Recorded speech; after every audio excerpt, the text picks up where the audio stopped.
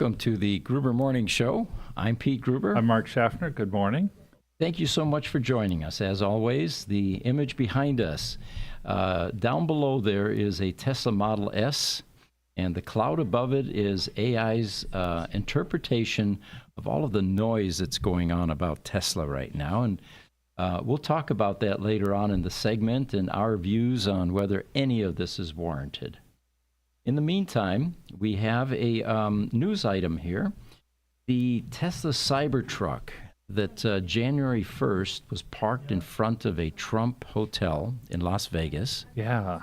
And filled with bombs and went off, has shown up on the IAA auction site, which is one of the sites that cars are being sold on.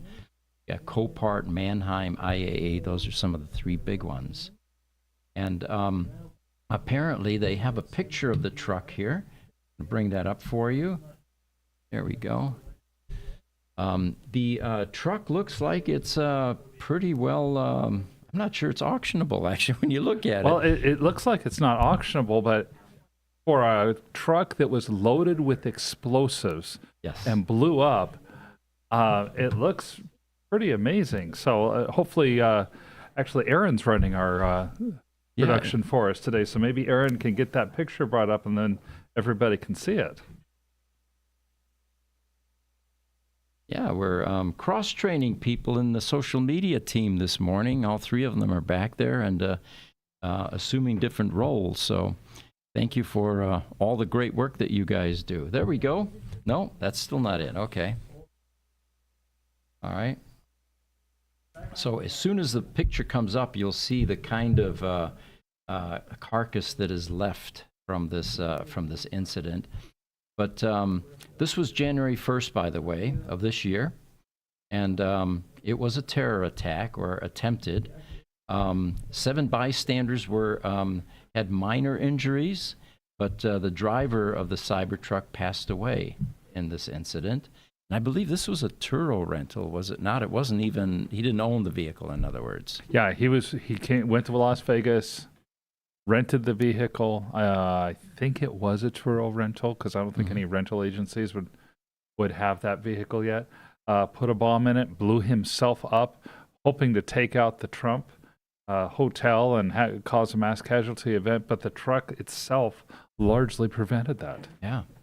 Can you imagine, being proud of the fact that you just scored a Cybertruck? It was a long waiting list, remember? Yeah, I do. And then you decide, well, you know what, maybe I can make a few bucks parking it on Turo, only to get the news that your truck's been blown up. That had to be disappointing.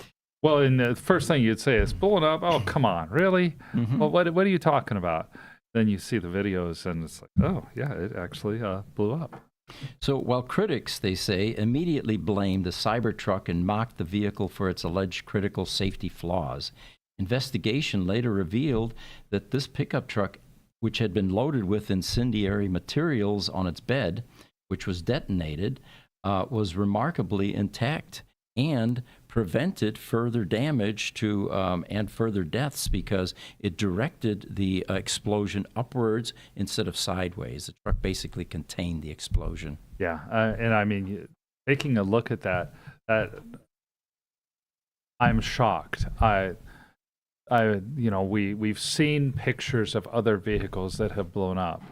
Usually, when you see a picture of the remains of a vehicle that's blown up, you have a little bit of the frame of the vehicle, maybe a couple of wheels, a little bit of the chassis. The body's just gone. And debris everywhere. Yes. And debris everywhere. This is not what happened here. It's not the kind of test that Tesla would have wanted it to take. Right. Yeah. Do some crash testing. Yeah. Why don't we just put a bunch of bombs in the thing and see what happens? But at the same time, the guy who had this car obviously underestimated the just raw strength of the build of the Tesla Cybertruck.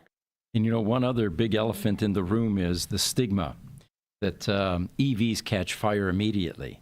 Oh, yes. Can you imagine the amount of fire that this was exposed to? And as it turns out, the Cybertruck battery pack never actually caught fire during the explosion. So at first, the news was that Tesla was going to bring this back to their facility and do a complete analysis. It turns out that that did not take place, and that's one of the reasons that it's listed for sale on IAA. Currently, though, it is still being reviewed, so you can't bid on it quite yet.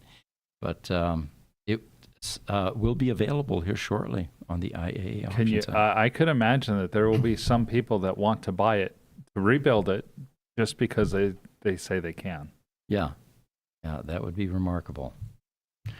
All right, we can go back to the regular image. Looks like we've got some comments coming in. PYGKLB says, on YouTube, he says, as I recall, he rented it in Colorado and drove it to Las Vegas. Okay. Oh, that's even worse. Yeah. Well, at least he enjoyed it for a while. Or blowing it up, and himself. So Tesla, here's another interesting headline. Tesla vehicles are expected to get Grok voice assistance. But when is the question? They say that the recently launched Grok voice feature hints at what Tesla future voice assistants could look like. And it is based on xAI's Grok language model, expected to make Tesla vehicles into Tesla vehicles soon. And while it isn't clear yet, they say, when, the release of a new version of AI with a voice mode is just a few weeks ago suggests that it could be drawing near. My first reaction, of course, is, really? I mean, do I really want some automated attendant telling me how to drive in a voice that's much more English and English language like and intelligent than the you're driving too fast or something like that. Right. So, but on the other hand, this is kind of a cool development. Mm-hmm. Now, Jesse, have you worked with the Grok stuff at all? I think we were having some conversations about that. With the Grok AI, yeah, it's part of our xAI subscription, so I've messed with it a little bit. What do you think of how it's handling things so far? Well, so Grok just had a major release in the last couple of weeks for Grok 3, and that's what a lot of people were waiting for. And it came out and it scored pretty well in a lot of the benchmarks. Personally, I don't use it a whole lot because it seems, especially Grok 3, it seems more math-based. It treats everything like a math problem. Oh, okay. As opposed to like an actual kind of reasoning model, which is what OpenAI ChatGPT is, or Claude. They're more reasoning models in terms of how they approach questions. So it's good for mathematics. It's good for some coding. It's got a good API. But for things like what we use in the digital media team, like generating scripts, stuff like that, generating images, we still use DALL-E. We still use ChatGPT for that kind of stuff. Okay. True, yeah. Although I'm thoroughly enjoying the ability to be able to talk in your car and get information rather than picking up a cell phone and creating a dangerous situation while driving. Reminds me of Star Trek Voyager. How so? Well, with Star Trek Voyager, the ship itself was partly, how the story, with the way that science fiction story goes, the ship was a combination of biometric or biology as well as technology. Okay. And it was kind of a first of its kind. It had its own neural networks, and so everyone would just talk to the computer and say, "Hey, computer, where are we?" And then they go and do their thing, and you'd have conversations with the ship. The ship was almost like a sentient being. Isn't that amazing that we've come full circle now? You're right. Now that you, that you mentioned all that, I recall all that, and that it was part human and part machine, and here we are living it at this point in time. Yeah, and it didn't take us 300 years to get there. Right. Yeah. Pete, one thing I wanted to mention about this morning, you and I had a conversation coming up with the thumbnail. Yeah. And I had mentioned, what do you envision for this topic on how we can visualize this topic that you want to address about Tesla having controversy. And you told me that, well, I don't have any ideas. That's what I use AI for. And so I thought that was an interesting thing, to where AI can actually help us create novel ideas as well, out of where we don't have necessarily a visual in mind. It can generate that for us and give us examples to go on that we can then build on. Yeah, good point. And you're right. When I said that, it was an eye opener for me as well, thinking, usually I have creative processes, but I'm beginning to rely on AI for some of the creative processes. It gives me great ideas, which I can then build on or just plagiarize and utilize. Yeah. Yeah, same here. On TikTok, we have just 3 dots for our username. Good morning. It says, "Hiya, pal. Do y'all like Tesla?" Well, yes, we do. And one of the reasons we created Gruber Motor Company was because we think the technology is cool, the cars are cool, and we love the company. And we'll be talking about that later on in the podcast here. What is happening to the brand, and why is the brand being attacked when it really has nothing to do with the brand? So hang in there, and we'll talk about that here briefly. So here's an interesting article. Is Tesla really losing to BYD or just playing a different game? And what they're talking about here is, the production numbers and how BYD is taking market share, and which is inevitable. You've got a lower price product. You have a product that is emerging as a quality leader. China has taken enormous strides to improve the reputation and quality. And it turns out that Tesla Giga Shanghai's deliveries have dipped a bit. And last month, they say Tesla shipments dropped by 49% to only 30,000 vehicles, around the same levels as July 2022. Now, of course, in 2022, there wasn't as much competition. So you expect a rearrangement of market share. But the article basically goes out to point, should we be concerned? Well, BYD is rising. They are growing rapidly. They also sell a wide, extensive range of vehicles, unlike Tesla, which sells only 2 fully electric vehicles in China. BYD even brings in hybrid cars. So Tesla is currently retooling in Giga Shanghai for the new Model Y Juniper production. And some people feel, of course, that Tesla's dip in China and other countries is a direct result of Elon Musk's recent political activities and alliances. However, they say Tesla's sales in South Korea and the UK say otherwise. The Tesla Model Y topped South Korea's import sales last month. Meanwhile, the Model 3 and Model Y were the second and third best-selling cars in the UK in February, after the Mini Cooper. They say that Tesla's robust sales in South Korea and the UK hint that the company's current sales dip is not permanent, and Elon's political activities will not weigh the EV automaker down long-term. And then the final thing is, car sales, they say, might not be Tesla's bread and butter in the future. While Tesla's automotive business currently makes up a big chunk of their offering, its stock price has always reflected its potential as a tech company and more. And we talk about that constantly. People that regard Tesla as a car company are missing the point.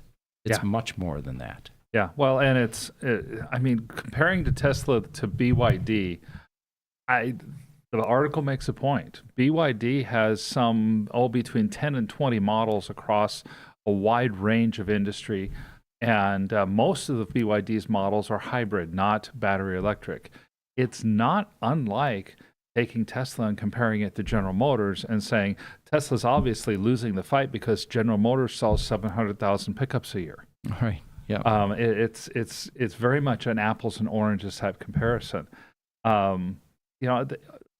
We don't know how much politics is having a say. What I do think is happening is that the people who are aligned against Elon Musk are shouting from the rooftops, look at Tesla, their sales are dropping because we have power. Sure. There's a cause-effect relationship they would love to be able to attach. Yeah, and this article makes a good point that that's not happening in all areas. Plus, let's see what happens when that Juniper Model Y comes out. I saw some early pictures of it this last week, and it looks really, really impressive. I've got a picture here that we can throw up, guys. And this one is the Chinese EV market share overseas. And you can see some of those spectacular numbers there. We've got DEU is Deutschland or Germany, and it looks like that is one of the larger ones, even the U.S., 578,000. And it's an interesting chart showing where the Chinese cars are being sold. And of course, this is going to, this is not static, this is dynamic. This is going to change quite a bit as it catches on in various areas. One of my biggest takeaways looking at this, I tried to look for where there was more Chinese market share than most. And you have to really go, Brazil is the biggest market where China has a meaningful market share. Then you have Indonesia down at the bottom left, or you've got Mexico or Thailand or Israel, but they're all pretty small markets overall. What the graph doesn't say is that the Chinese EV market is over half of the worldwide EV market. And of course, China is going to dominate its own market. Sure. Throwing another graph up here, this is a graph that represents the Tesla stock changes over the last, well, since November of last year. And yeah, you can see a dramatic trend downwards there. The peak there that you see is $483 a share. And I remember sitting there and saying, wow, this thing could go to 500. Yeah. Almost did, but it was a long, steady slide from there. Right, so moving along here, see what else we've got. There was an interesting video that was just posted by Kyle Connor. Kyle is one of the big influencers and has become very popular in the EV world because he does reviews. And this particular video was a part of his out-of-spec review series of videos. And you can see it on YouTube, by the way. What he he came to Phoenix apparently, and Kyle, I'm mad at you because you were in Phoenix and you didn't come see us. He's done that a number of times before. This time we didn't even know he was here until I saw the video. He and Jeeves, who was his cameraman, actually did this video on the Dodge Charger EV. And it's probably the worst review that I've seen of anyone reviewing a vehicle. There's usually some redeeming feature, you would think. But in this case, the prognosis is Kyle found absolutely nothing. What were you saying he said at the end of the video? Yeah, Kyle was talking about, I watched a fair amount of the video. He said, I really wanted to look for some sort of redeeming quality in this car, and I just couldn't find anything. There's nothing. So what Dodge did here, and it looks like we've got a bunch of people chiming in. Let's go to some other pictures here, and then we can address all of those. Yeah. This isn't the first time that Dodge got it wrong. I've been watching that for over 2 decades, and I'm going to throw up a picture here. If we can put that one up as well. This is Dodge's first attempt at recreating the Dodge Charger. And what you're seeing down below there is my 68 Dodge Charger that my son Peter and I restored completely. It was a maroon car. We put the 6-pack hood on it, paint job, Krager wheels, and it was a spectacular car. And of course, a 2-door, right? Yeah. What Dodge ended up creating, this was over a decade ago, was what you see up above. And of course, I had fun with that. I posted on social media. I said, hey, Dodge, all your designers had to do was look back to 1968, and you would not have ended up with a 4-door grocery getter sedan, right? Completely off the mark, in my opinion. Now, these cars sold, and I remember seeing them on the road, and I always chuckle, and I said, not a Charger, not a Charger, right? Yeah. Well, they did it again. Then there was the Dodge Dart. Same thing. What you're seeing up above there, and this wasn't my car, but this is a 68 Dodge Dart. And down below was the new 2013 Dodge Dart. And it looks like a subcompact 4-door grocery getter sedan again. I was embarrassed for Dodge at that time because Dodge had always had a reputation of being an innovator in the world of performance in cars. The 426 Hemi engine, for example, legendary, right? That was Dodge. And they were always willing to bend the rules and go out on a limb. The Dodge Viper, for example. Oh, yeah. Right? To compete with a Corvette.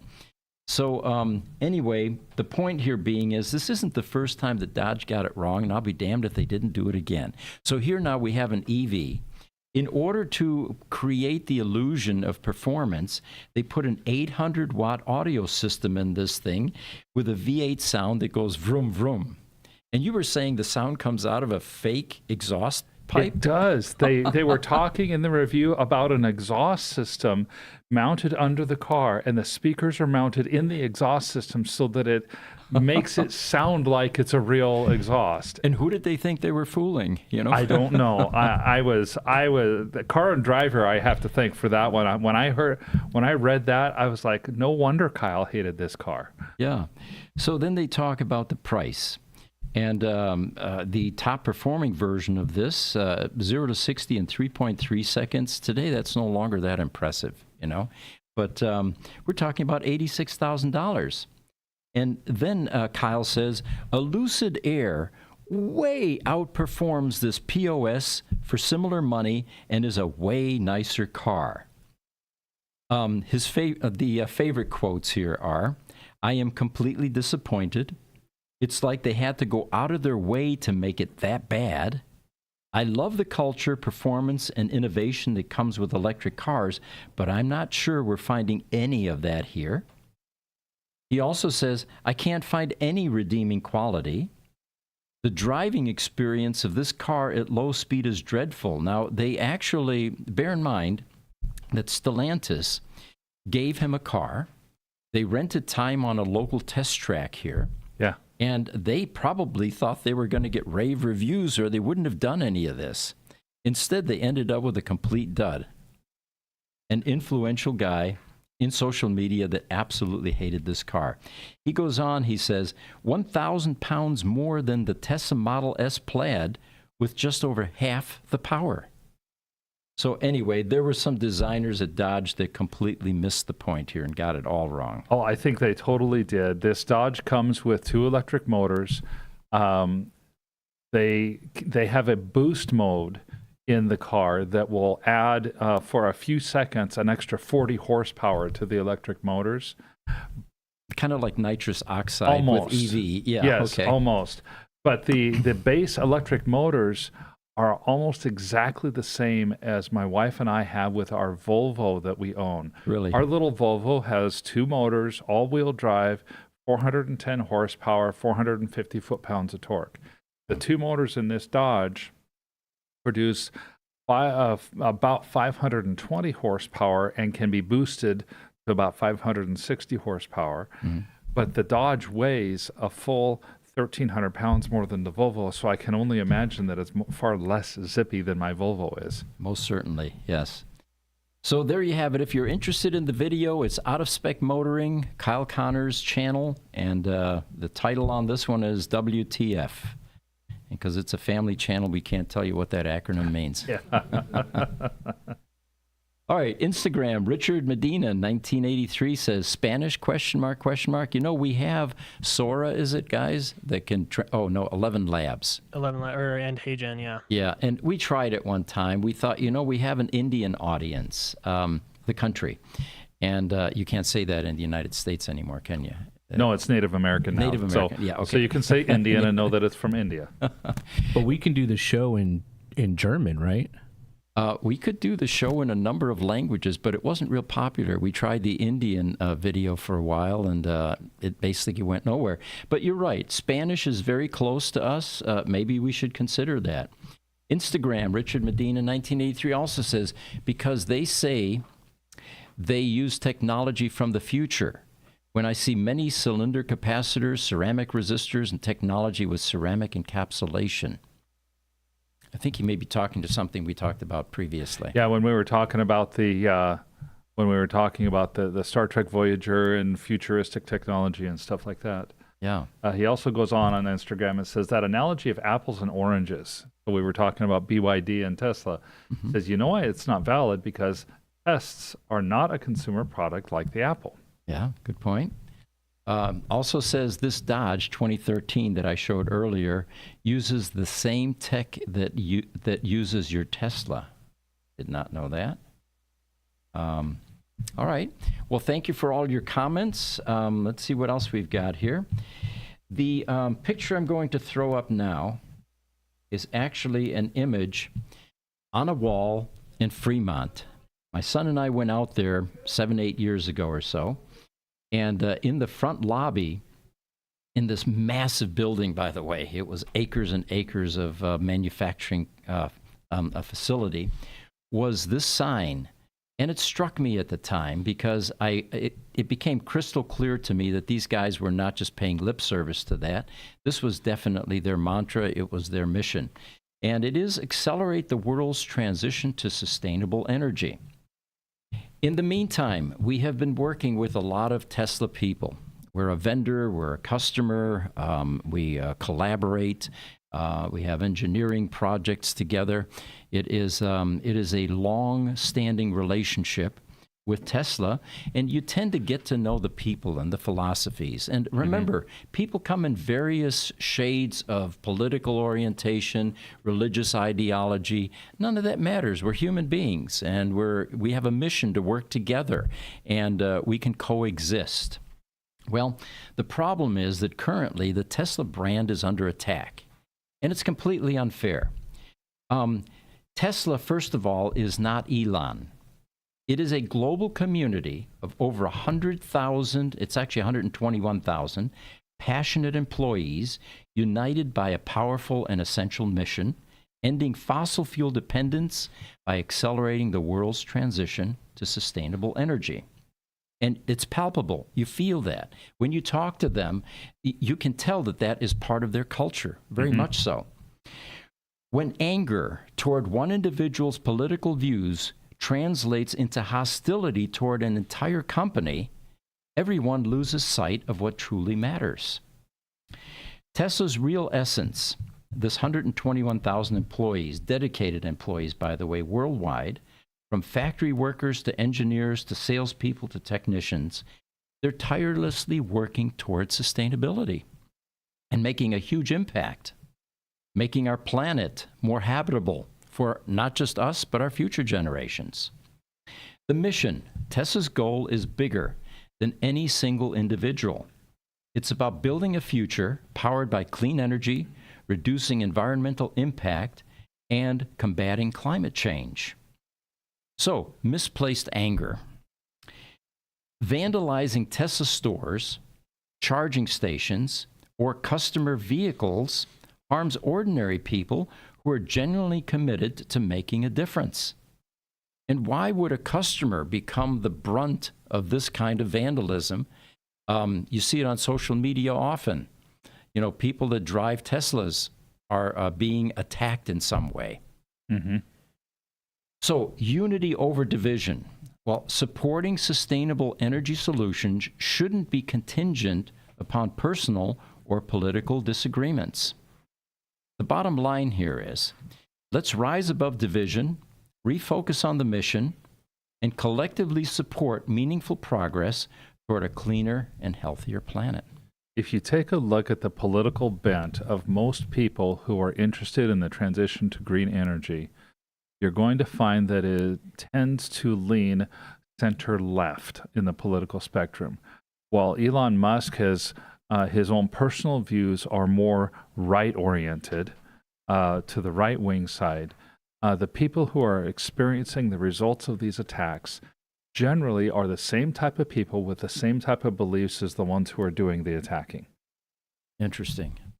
It makes no sense for all of this to happen.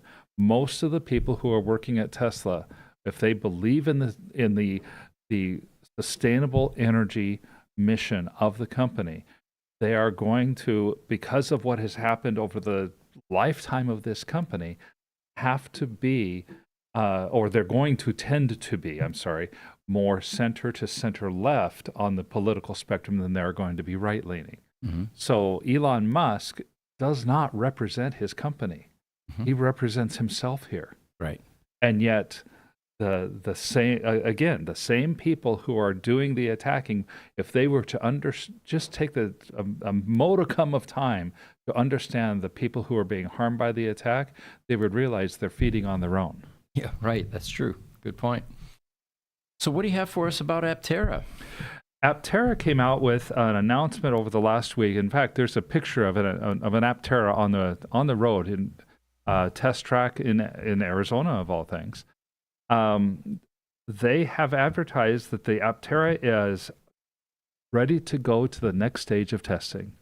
They've done the power testing. They've done the information, gathering the research, gathering the information, took it out to the test track, and they said that the Aptera is within just a couple of % of what they have been promising, which, by the way, their promise is 100 watts per mile of energy usage.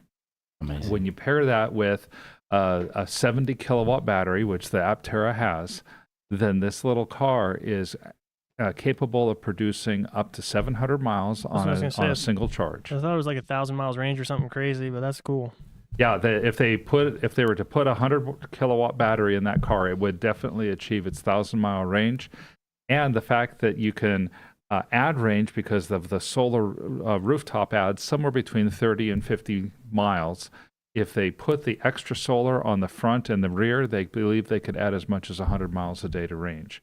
Mm-hmm. For your average commuter, even 1,000 miles is probably pretty conservative, because your average commuter is going to sit, if they park it in the sun, they're going to get 30 to 40 miles a day, and the average commute is about 30 miles a day to and from home. A lot of people are anxious to see this company make it. Yeah. It is such a revolutionary design, not just styling and futuristic, body curves and all of that, but the technology. No one has anything like that out there currently. No, nobody at all. It's a very interesting teardrop style of technology. I think Aptera is going to end up getting registered as a motorcycle, mm-hmm. as opposed to an automobile, which will help it in its testing process. We have learned some of that firsthand as we're working with Solo. Mm-hmm. There are less stringent environmental requirements for motorcycles. But it's exciting to see, because most of the news we've heard about Aptera is the company's on the verge of bankruptcy. They're going to shut down operations. They don't have funding. But this a little bit flies in the face of that they're moving forward. They've completed a very important round of testing with their first validation prototypes, and they're ready to go on to the next stage, which is going to include safety testing. Instagram, Richard Medina, 1983, says, Tesla hate is South Park's fault. That's very funny, and it might be more true than you think. Well, we've come up on the half-hour mark here, and we enjoyed having you join us. We will be back next week for another edition of the Gruber Morning Show. I'm Pete Gruber. I'm Mark Schaffner. Good morning.